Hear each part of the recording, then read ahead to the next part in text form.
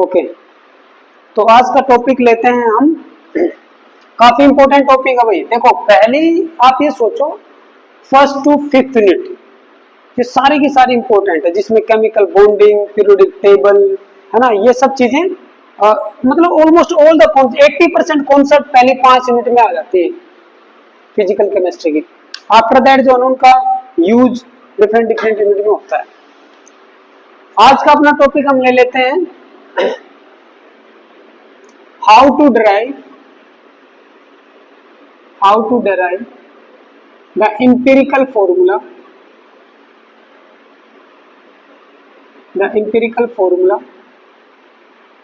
of a compound if percentage of each element is given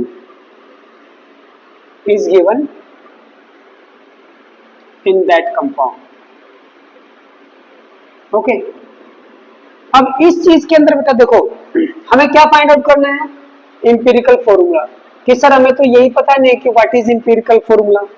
तो एक term तो अपनी ये हो गई जिसके ऊपर हम थोड़ा सा प्रकाश डालेंगे, है ना।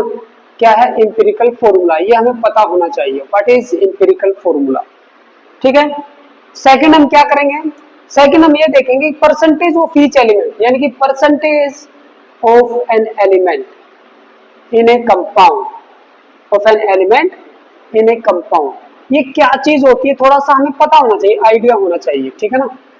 Okay, percentage of an element मैंने आपको लास्ट वाले टॉपिक में बेटा करवाया था, परसेंटेज बाय मास। मैंने करवाया था ना कि किसी भी सॉल्यूशन में परसेंटेज बाय मास क्या होता है, उसी से वो रिलेटेड है। ये जो नीचे वाली टर्म है ना, ये वाली, पहले हम इसी को ले लेते हैं।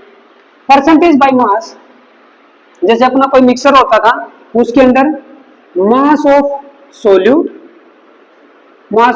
Present in 100 gram of solution, यही लेते थे ना कि भाई हर 100 ग्राम ऑफ सॉल्यूशन के अंदर कितना मास सॉल्यूट का है। इसका फॉर्मूला क्या बनता था, इसका फॉर्मूला ये बनता था परसेंटेज बाय मास, ये है डेफिनेशन। परसेंटेज बाय मास का फॉर्मूला ये बनता था mass of solute divided by mass of solution multiply by 100 से कर देंगे तो 100 ग्राम ऑफ सॉल्यूशन में आ जाता है ना। ओके, ये बना था अपना। अब एक चीज बताओ भाई, अगर मान लो मैं कंपाउंड ले लेता हूं H2O, कंपाउंड इज H2O, उसके अंदर दो कंपोनेंट है, एक हाइड्रोजन है और एक ऑक्सीजन है। अगर मान लो आपको परसेंटेज ऑफ हाइड्रोजन दे दी जाए, percentage by mass of hydrogen, और ये दे दी जाए फॉर एग्जांपल इट इज 4%, आपको बोल दिया 4%, इसका मीनिंग क्या है, क्या ये आपको हाइड्रोजन एज ए सॉल्यूट नहीं दिख रहा, क्या ये आपको ये जो कंपाउंड है ये एक मिक्सचर टाइप में नहीं दिख रहा है। It is very equivalent to mixture, it is very equivalent to a solute.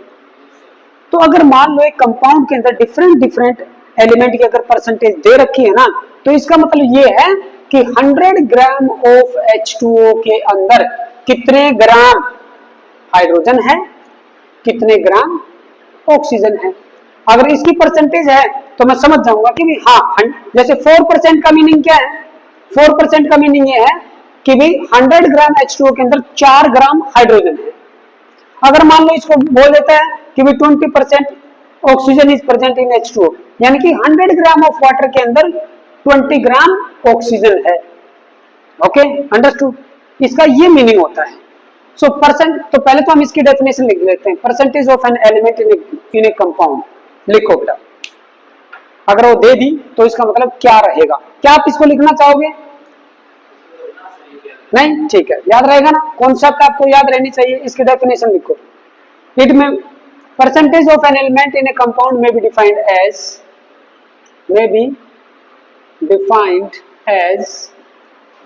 as the quantity of, or may be defined as the mass of that element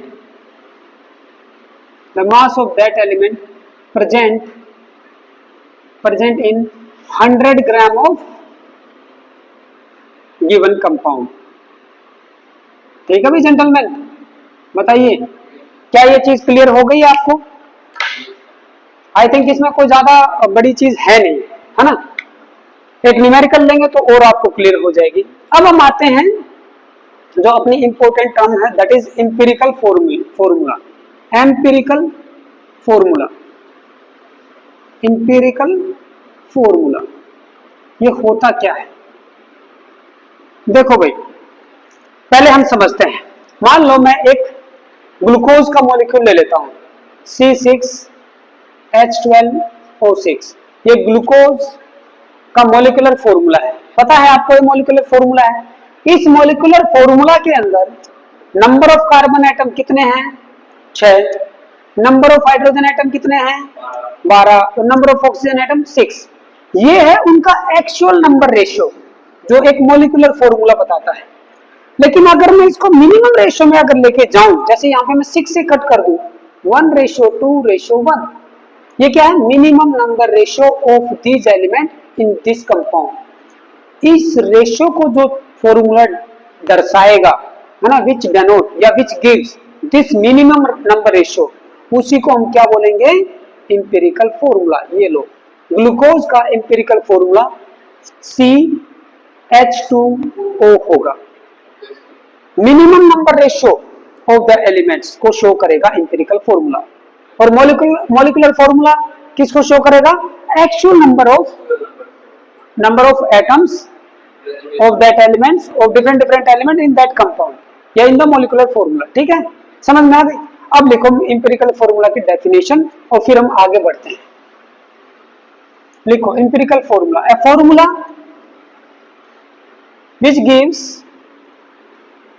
which gives the minimum number ratio, a formula which gives the minimum number ratio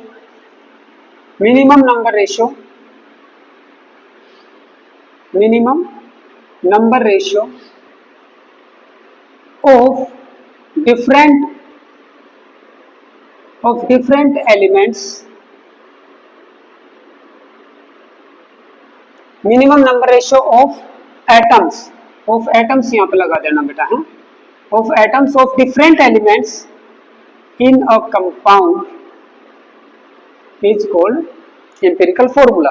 okay, अब देखो भाई gentleman, यहाँ पे एक बहुत important मैं चीज बताने जा रहा हूं। एम्पिरिकल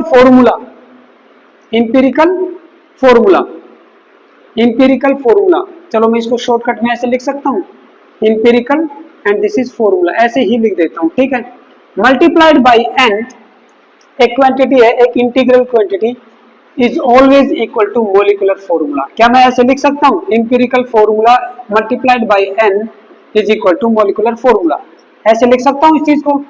क्या है इस चीज का मीनिंग समझो।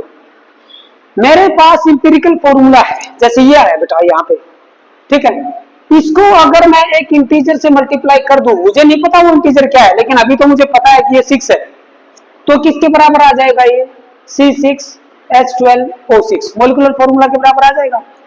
तो this n is some integer, ये एक इंटीजर है, इसकी वैल्यू क्या हो सकती है? 1 हो सकती है, 2 हो सकती है, 3, 4 and 5 and so on. Empirical formula और मॉलिक्यूलर फॉर्मूला बराबर हो भी सकते हैं या नहीं भी। अगर 1 की वैल्यू हुई तो दोनों बराबर हो जाएंगे, अगर n equal to 2, 3, 4 and 5 and so on हुआ तो बराबर नहीं होंगे। समझ में आए? ग्लूकोज के केस में एम्पिरिकल फॉर्मूला अगर ये है तो n की वैल्यू क्या होगी? 6। ओके, एक ये पॉइंट नोट डाउन कर लो आप, ठीक है, where n is an integer. चलो यहां तक नोट डाउन करो बेटा, फिर हम इसका एक न्यूमेरिकल लेंगे, ठीक है।